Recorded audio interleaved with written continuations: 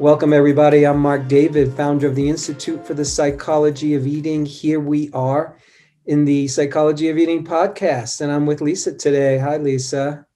Hi, Mark. I'm glad you're here. I'm glad we're doing this. And just for people new to the podcast, we're going to be doing a session together, a client session, Lisa and myself, for the next hour. And you'll get to watch and listen. And Lisa, if you could wave your magic wand and get whatever you can have out of this session, what would that be? If I could wave a magic wand, Mm-hmm. I would get the answers to why consistency it seems to be my nemesis. It's very difficult for me with my own personal care, namely with my food and in eating. Mm-hmm. So I you, feel like, go ahead. yeah, no, go. I have a head full of knowledge. I have years of some being on, some being off, and I have a challenging time inhabiting that space of just being. And I'm getting closer, but there's just still some there. I don't know. I know that's not a word, but Mm-hmm. I'm still stuck a bit, but I'm not as stuck as I used to be, if that makes sense. Mm-hmm. So if you could wave your magic wand, you would get the answer to the question, how come I'm not consistent based on sort of what you know to do and what you actually do? Is that what it is? Yes. Yes. Okay. So what does inconsistency look like for you? Inconsistency looks like, so I've often said that I've spent a lot of my life in between perfectionism and then screw it. Mm-hmm. So it's either black or white. And for me, consistency, as I know it to be, is somewhat fluid. It's somewhat fluid. It's somewhat intuitive. But then there's also a level of planning. How to take care of my body nutritiously. I don't know if that makes any sense, but that's what it means to me. Got it. So in a bad period of time where you're not happy with yourself, what might that look like? That looks like either not eating all day or just grabbing junky things. And I get it. There's really no bad foods, good foods. There's quality of food and lack of quality. But it's just kind of a free for all. It might be, it's just very mindless, and it might be. Are you looking for like what it is that I eat, or just?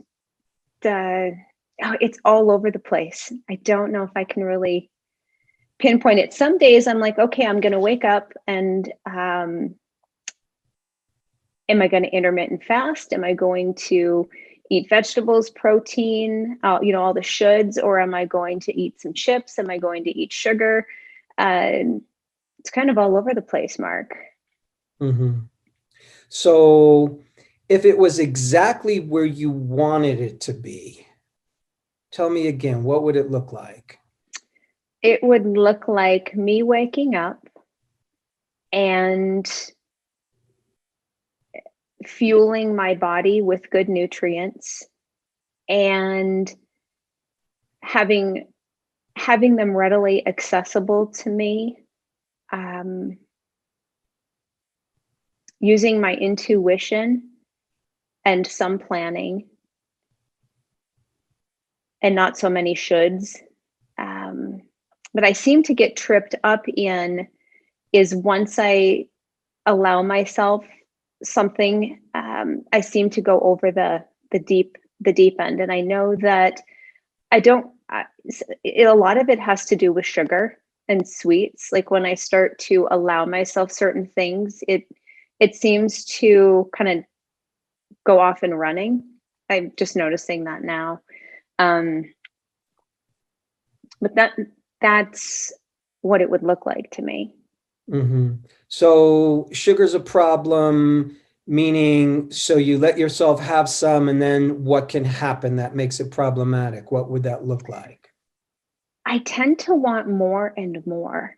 And then I start thinking about it, and then somewhat of an obsession happens. And in my thinking, I've really worked hard to kind of neutralize all foods. And yet, intuitively, when I tend to go into the processed foods and the sugary foods, it seems to be a very slippery slope for me. And I think I've been battling in my brain with there are no good foods, there are no bad foods, but really what's serving my highest good. And I kind of live in that in between space sometimes. hmm So then would you describe yourself as sort of an all or nothing type when it comes to, Very much so. okay, And, but with some, I've done a lot of work around it. So it doesn't seem to go to the extremes that it used to. Just still inhabiting a place that I feel I can move through. I'm just not there quite yet. got it. So you feel like you've made some progress and you just want to make a bunch more. Yes.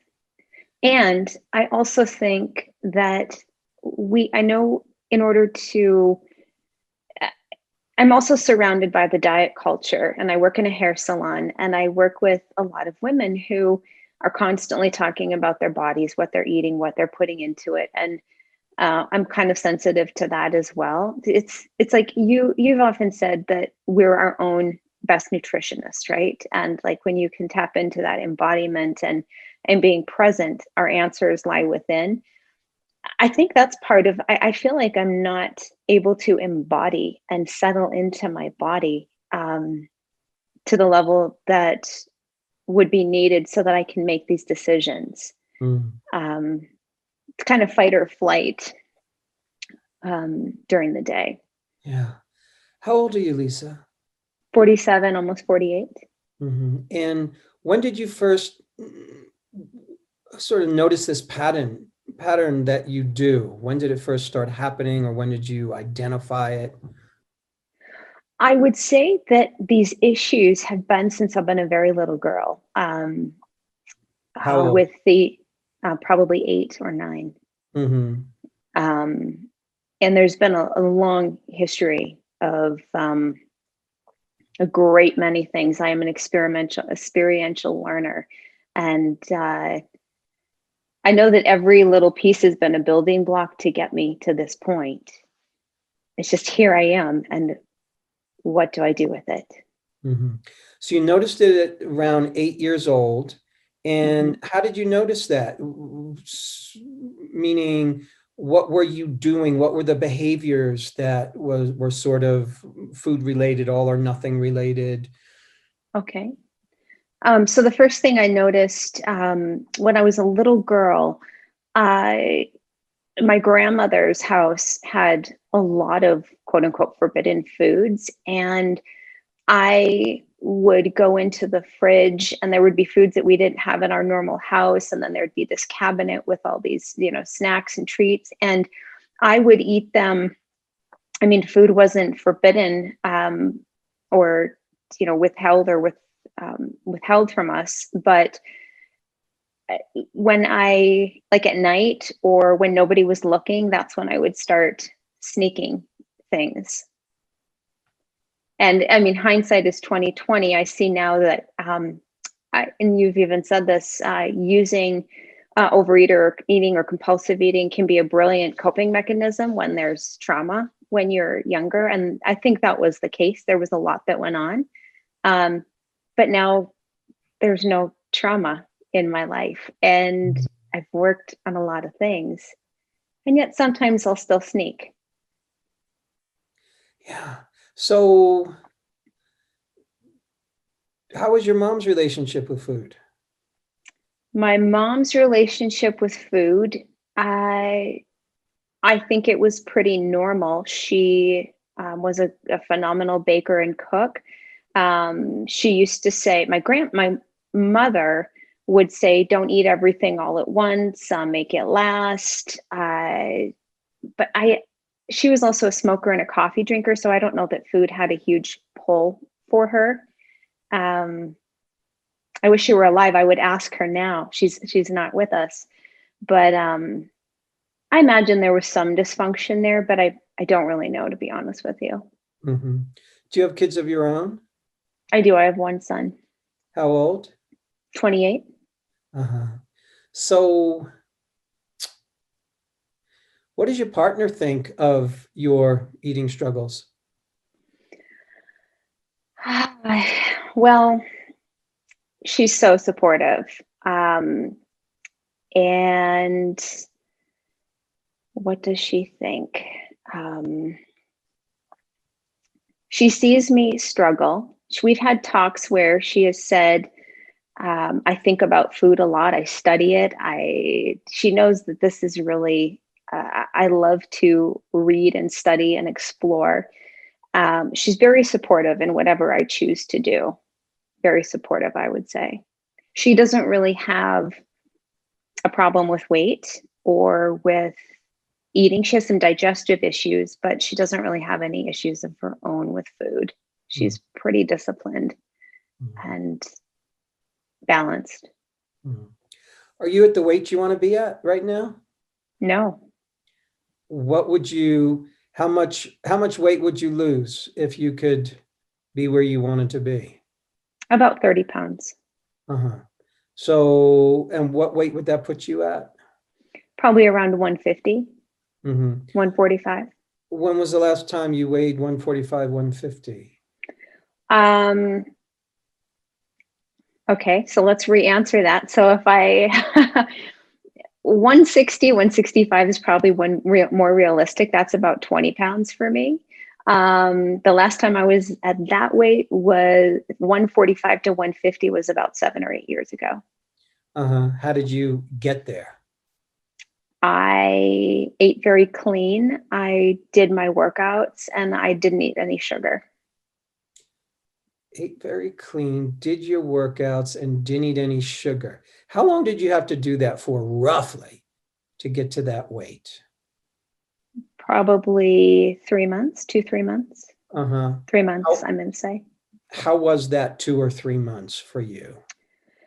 I was also going through a very difficult time in my life with a series of things. And so I actually felt like that gave me stability. I had a very clear head. I felt really good about myself.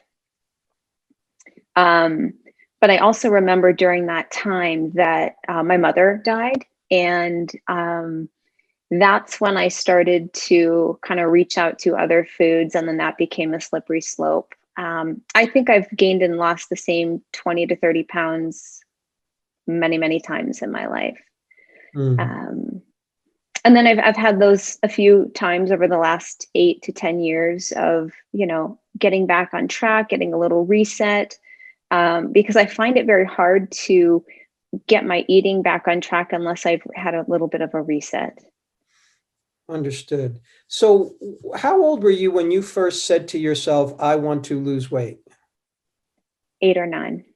You were 8 or 9 years old. And where do you think you got that concept from? Did it come from somebody who said to you, hey, Lisa, you should lose some weight? Or where did it come from?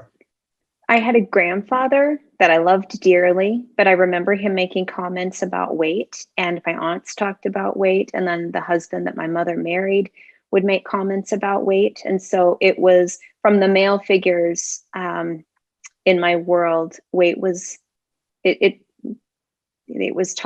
must have been talked about. I got the message very young from my whole family has always talked about weight. I heard it early on.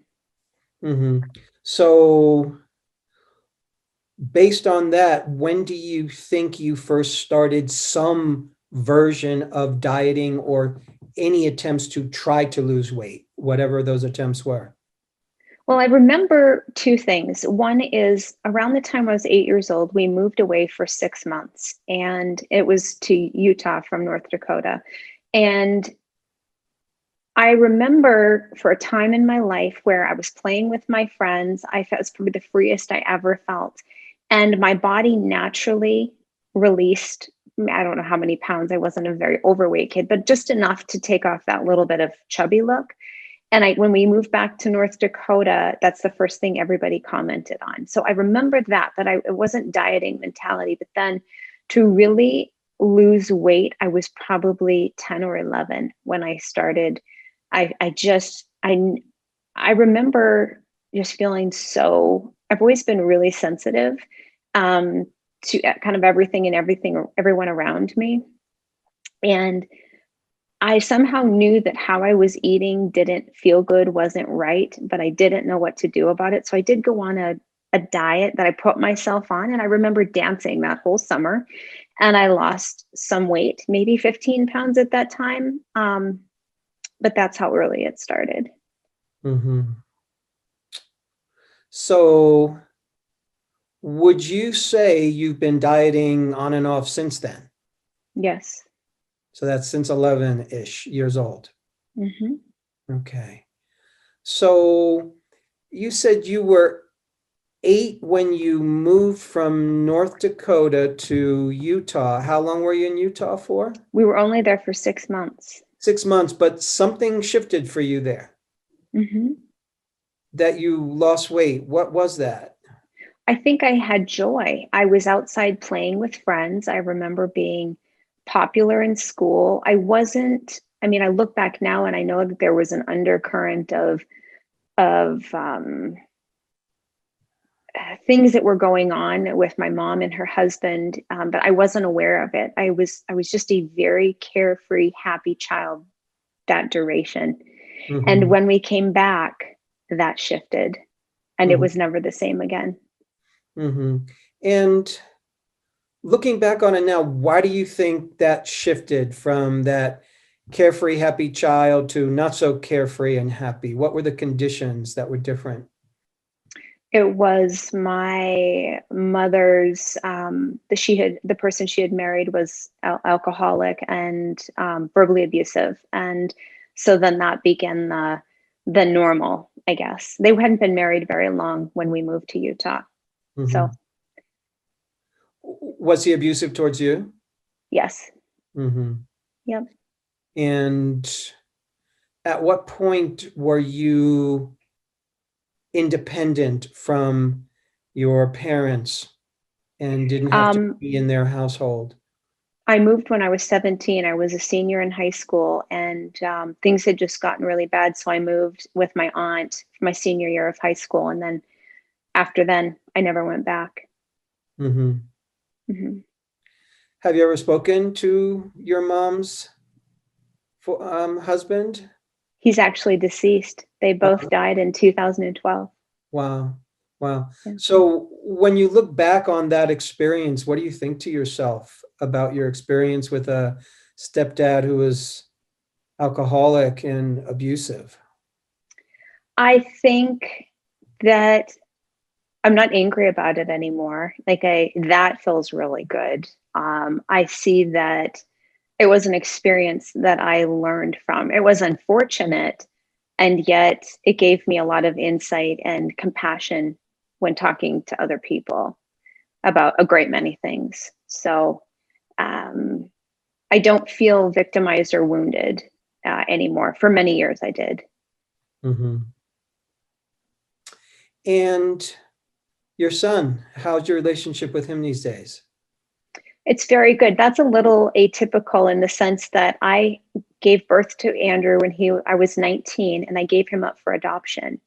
It's been an open adoption his whole life. And about 10 years ago, we started to get very close. And today we are very close. He's actually coming out for Christmas with his 3-year-old daughter. Oh, that's so So sweet. yeah, it's kind of, there's a lot of backstory to it, but it's, when I had him, I didn't feel equipped to be a parent, nor did I feel like I had the support. And so I did what I thought was best for him and for me.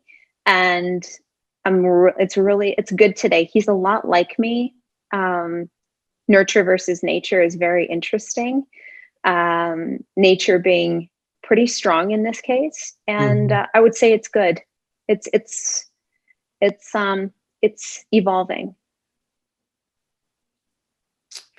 And how do you imagine you will feel different or you will be different other than food behaviors? If you got exactly where you wanted to go in terms of what you're eating, how you're taking care of yourself, what you weigh, what's that person going to feel like? Who's she going to That be? per She's going to be um, clear-minded, right-sized body. Although my body doesn't give me the grief that it once did. I've accepted that this is where I've settled into right now. I mean, being 20 or 25, whatever, 30 pounds overweight, whatever it is at this age, isn't the end of the world. But what I see is a freedom, Mark, and a just using that bandwidth to pursue other things that light me up. That it's a lot of time and space. But mostly, I think my joints don't ache. My head feels clear. I have that vibrancy, and on the other side of that is also the inspiration for other people who might have gone down this similar journey. Mhm. How does your partner feel about your body? She loves me, loves it. She thinks I'm beautiful. So she's not going to sleep at night thinking, damn, I wish Lisa would lose a bunch of weight. No, not at all. And she No. has seen me a little thinner. She's seen me in the 25, 30 pound range. She has seen that, and she adores me and thinks that I'm beautiful, Mm-hmm. which That's is got such to a feel gift. good. It does. It really does. Mm-hmm. You know, when I asked you at the beginning if you could wave your magic wand and get what you want, you said you would get answers to the question of, why am I so inconsistent? How come I can't be consistent Hmm. around taking care of myself? That was the first thing that you said. Do you remember that? I do. Yeah. Um, which is an interesting answer. And normally what I would say is that oftentimes the question that we're asking doesn't really further the action. Meaning, we can have an answer to the why do I do the things I do? Sometimes doesn't get us anywhere. A better question might be, um, given that I do the things I do, where do I go from here? It's just a different question. So consider that for a moment. Consider, what if the question wasn't so important? Why do I do this? It's a very deeply philosophical question. I don't know. I really don't know that getting the answer to that question then gives you this lovely little key to unlock the mystery and then get you where you want to go. Right. I don't know that. But given that, I'm gonna make my attempt at answering your question about why I think you're inconsistent. And simply put, usually the strategies that you and I have today as adults, they were born at another time in life. Not only were they born at another time in life, they're born at an earlier time in life, and they're born out of necessity. They're born for a good reason. They're not illegitimate. We have those patterns because they served us. And from what little I've just learned about your story, you were brought up in an inconsistent environment. Your environment didn't ground you. Your relationship with your parents and the different configurations that happened, that didn't ground you. So what you saw around you was inconsistency. You saw inconsistency in your mother's relationships. You saw inconsistency in terms of, wait a second, we just moved to this place. called Utah, and I'm doing really great. And now I moved to this back to North Dakota and I'm not doing great. That's inconsistency. It would have been great if somebody could say, oh, wow, little Lisa, she doing good here in Utah. Let's hang for a while, for another 6 or 7 or 8 years. Wow, when she's joyous and she has the right circumstances, okay, she can, her little roots can, spread into the earth and she can grow some nice flowers. So you grew up with inconsistency. The messages that you got from the world, that we all got from the world, and that you got from the world were inconsistent messages. You did get messages that you were loved. Your relatives loved you for the most part. And you also got messages of fat, lose weight, fat, skinny, fat, lose weight. Wait a second. I thought you loved me. To a child's mind, those are conflicting messages.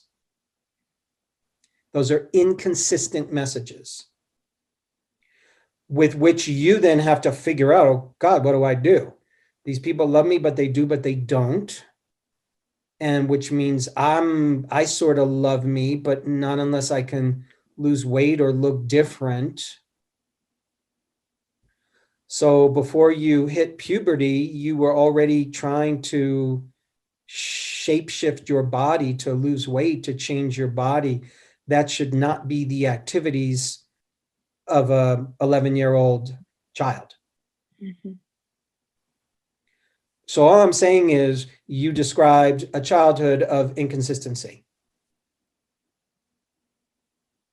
So the strategies that one would develop around food might naturally be inconsistent. The smart part of you goes, wait a second, good food is important.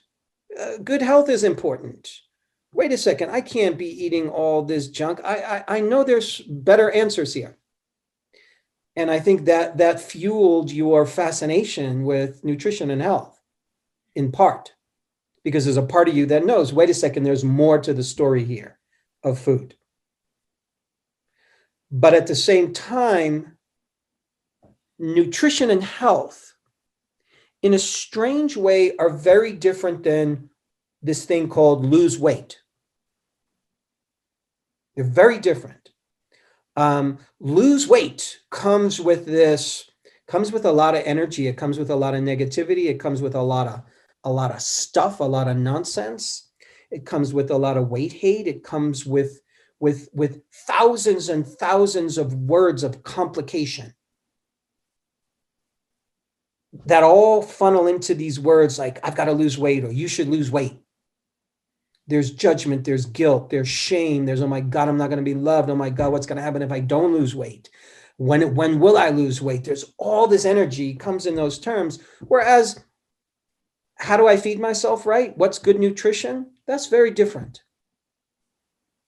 So I'm underlining that piece because there's a part of you, I think, today that gets very confused around your interest and passion in health and nutrition and food and diet as it relates to weight loss. Mm-hmm. Those get very confused together. What I want to say is that, yeah, you might feel like, oh, I'll be lighter. My joints will have less pain, for sure, if you were lighter in terms of pounds. But I'm going to guess that there's a place where you're pretty healthy. Mm-hmm. You look pretty healthy. You come across as a healthy human being on a bunch of different levels. So I'm going to guess compared to the average human, you're pretty healthy. You take care of yourself. You have some good knowledge. You have good understanding. So you actually know a good deal about health and healthy eating. And even though, like, nobody has the ultimate right answers, but you've accumulated a lot of good knowledge and a lot of good information. And then what happens is this little weight loss bug gets in your head. And it's like, okay, what do I got to eat to lose weight? Which is a very different conversation than what do I need to eat to be healthy? Mhm. It's actually different. And in our society, we conflate weight and health all the time. Are they connected? Sure, but they're also not connected. It depends. And so let me just put that part of the conversation on pause. We're gonna circle back to that. I want to get back to the inconsistency piece. So I think you're inconsistent now because that's your early environment, Mhm. and food became inconsistent because I just don't know what to do. What do I do to lose weight? What do I eat to be healthy? Oh, I should do this to lose weight, but I should do this to eat healthy. And yeah, but I really feel like having the sugar because it tastes so good. And as a child, you can't figure that all out. And then here you are, you move. And it sounded like when you moved, you lost weight when you were young. And you didn't go on a diet. And I asked you why you thought you lost weight. And one of the first things you said was, I was just being in joy. Mhm. Interesting. I just want to take my yellow highlighter and highlight that for you. When you're in joy, interesting things happen that go beyond what seems like mere biology and diet. Yep. You didn't go to Utah saying, okay, here's my new diet list, and here's what I'm going to eat, and here's what I'm not going to eat, and here's how many calories I'm going to burn. No, you were somehow in the right conditions so that joy can be expressed. Mhm. The universe aligned for you such that joy can be expressed. And when joy was expressed for you, you became more of the natural you, the real you, and your body became more of its natural weight at that point. Not because of effort, not because you figured things out, Mhm. but because you placed yourself in, you were placed in an atmosphere where joy could be born. Mhm. So back to the present moment, answer to the question, why am I not consistent? Because you didn't grow up with consistency. It wasn't given to you. You didn't learn that at a young age. So my parents were together their whole life. They had a pretty good relationship. So did all my other aunts and uncles and grandparents. I got a certain kind of consistency. You didn't. Some people get it, some people don't. So on the one hand, it's perfectly understandable that our relationship with food is going to reflect our relationship with life. So, in a way, everything you've been doing in your adult life, you've been learning how to be more consistent with yourself. Mhm. So, you're actually, I'd bet $1 bazillion, you as a person, you're way more consistent with yourself, your relationships. You're more consistent with your own child. You're more consistent with so many things. So you've clearly moved in that direction, and now you're wanting to be more consistent with food. Mhm. So I think part of you being more, so all I'm saying is there's actually nothing wrong with you. You've been progressing. I agree. So good, because that's important, because nothing wrong with you. You've just taken a deficiency. You didn't get consistency when you were young, and you've been Yeah. correcting it over these years within yourself, in your behaviors, in your relationships, in how you do food, and in how you do life. And now the food piece is a little, you want that to move forward even more because you sense it can. Well said. I latched onto everything you were saying. Good, good, good, It good. resonates deeply. Yeah, I love it. So you're a work in progress. You're doing amazing. And so now, to me, what we're doing is teasing out the weight loss piece from the health piece, because I think, again, those two get murky for you They do. and it confuses things. And I'm wondering what it would be like for you if you set aside weight loss for a while, Hmm. like truly set it aside. And I would really love for you to enlist your partner in this. Okay.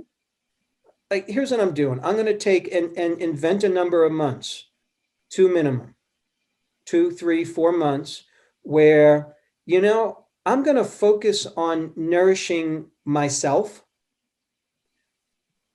but not with any intention to lose weight. In fact, I want to stay at this weight Hmm. just as an experiment. I just want to stay right here. I just want to be at this weight. I don't want to move it. I don't want to shake it. I don't want to poke it. I don't want to experiment with it. And focus on what would feel good for you in terms of nourishing yourself. And how would you treat your body, given that you now have the body that you want? Because we're not trying to change it. This is the body that I want for the next 4 months, not trying to change it. So what's it going to be like when you're hugging your partner, when your partner's kissing on you and loving on you? Can you let that in and not have to be different? Hmm. Can you let in, yeah, I want to have some nourishing food because it feels good. And yeah, something, I might just have a dessert every day. I think part of the issue with sugar for you, part of the reason why sugar is so compelling, number one, it's powerful stuff. Hmm. It makes us feel good. Sugar makes us feel good. Feels good. Gives us a hit of energy, gives us a hit of pleasure. And then what's going to probably happen for you is it sounds like it's it's grabbing you because it feels so good that you want to have more. Hmm. And as soon as that happens, it sounds like you feel a little out of control, Yes. which probably means you don't like yourself afterwards. Yeah, I don't like that sluggish feeling. I've really become attuned to knowing the difference between really feeling and looking vibrant. And I don't mean weight wise, I just mean like the clearness in my face and my eyes. And then that kind of that dull feeling. It's kind of like higher vibration, lower vibration. And I don't like where it takes me. And yet I remember you talking about the dose makes the poison and about eating the best quality foods that you possibly can. Yes.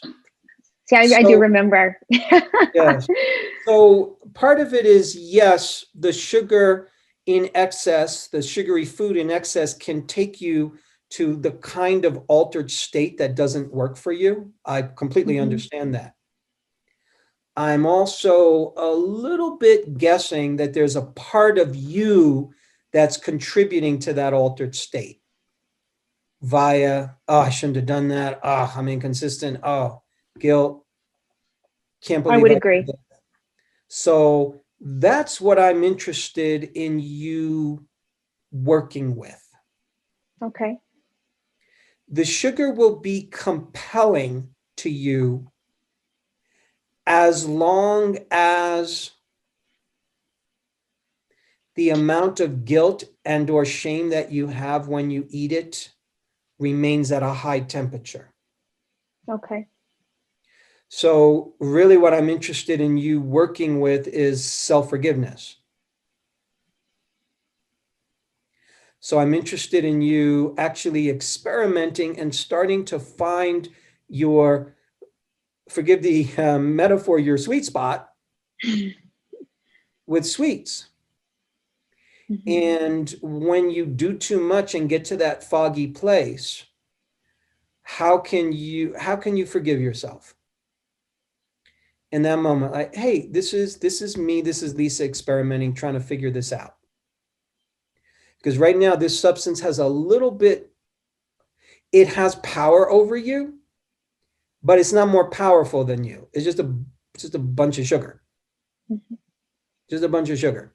And you can easily claim your power back from it, but in order to do that, we have to engage it a little more. And we have to engage it with a different approach. And the engagement is, I want to experiment with this and find the place where here's where this can work for me and here's where it doesn't work for me. And if I make mistakes and overstep and it doesn't work for me, that says nothing about me as a person. All it says is, duh, okay, ate a little too much of that. I'll try not to do that the next time. Yep. So this is about you staying present. Yes. And not numbing out. Yes. And staying in my body, staying in the moment, staying present. There's a part of you that's going to go into your head the moment you think you made a mistake with food.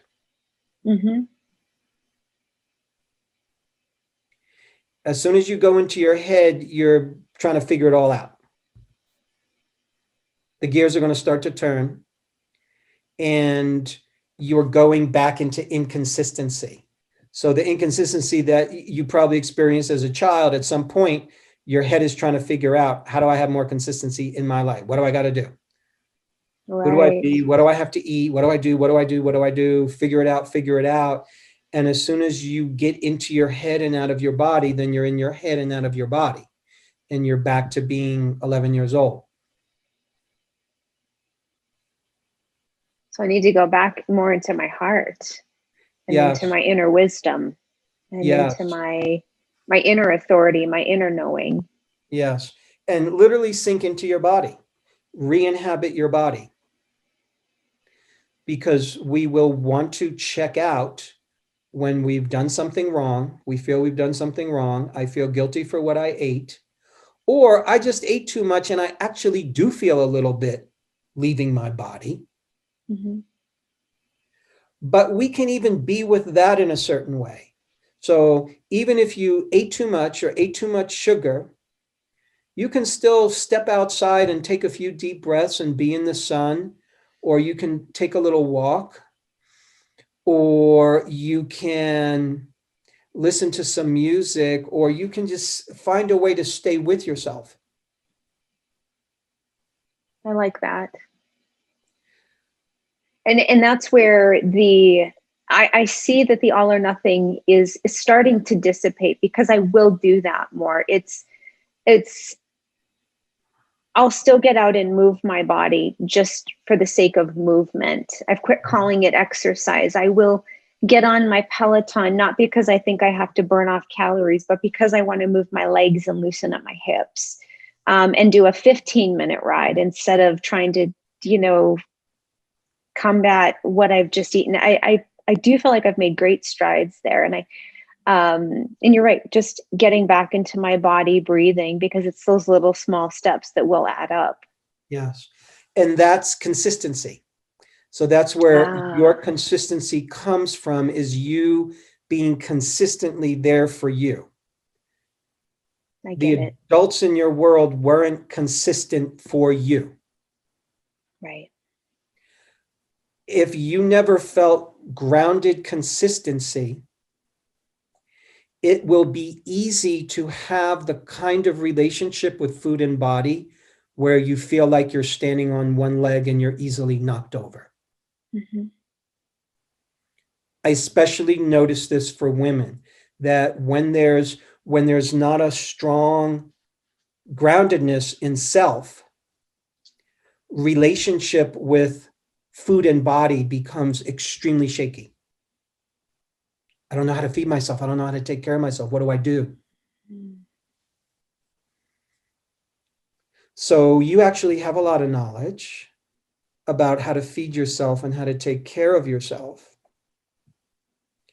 And again, it's learning how to be consistent internally, not abandoning yourself, i.e. checking out. And checking out means leaving your body, going into your head. Checking in means dropping into your heart, dropping into presence, forgiveness. Oh, here I am. Got it. Here's what I need to do. And this is my body. I'm gonna stay here. Powerful reminder this morning. Yeah. Like I can feel it all throughout my body. It's like when something deeply resonates, it's like a homecoming. You're like, oh, there we are. Like you're just reminding me of truths that I do know. Yeah. Yeah. That's what it's about. I think we know when something is true for us when we realize, oh, I know that. I just needed to hear it from somewhere else. Yes, yes, yes. This piece about taking some time to choose your body as it is now, I think is important because I don't know if you've ever chosen your body. I haven't. No. I will tell you, I did do something this morning. So I've always lived in different size clothing wardrobes. And this morning I went and I ordered a bunch of clothes to work with this body. That felt amazing because appearance is very important to me. We feel good when and I don't mean in a vain way. It's just when I'm well put together, I feel better. I just enjoy that part. It's the artistic, joyful side of me, and that felt really, really good. It's like just dress the body that you have, and very, very powerful. Look nice, however you are. Bingo. And as you choose the body that you have, you're owning it and you're occupying it and you're giving it what it wants. The body is very much like you and me. It wants love. It wants acceptance. You've chosen your son at this point in your life. You've chosen your partner. Choose your body. And hang out there for some months without the need to change it. Take care of it, love on it, nourish it, feed it well, experiment with what you do, but just put to the side the weight loss piece. Okay, and I'm doing this so maybe I can lose weight if I eat like this, or if I don't eat like that, then I won't lose weight. If you can take that off the table, there's going to be so much wisdom and clarity that's going to come through for you. And that's, I think, how things are going to start to rearrange for you. And that's how you're going to get more consistency with food.